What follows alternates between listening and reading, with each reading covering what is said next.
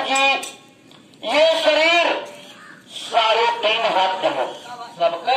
सबके अपने हाथ से 3.5 हाथ का शरीर है।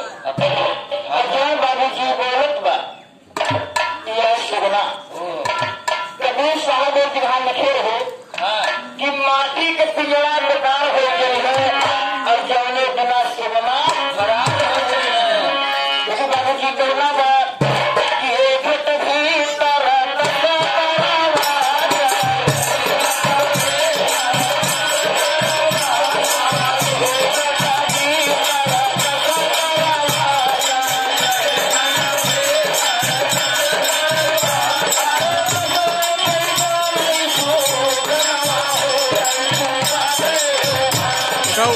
उधर छावा में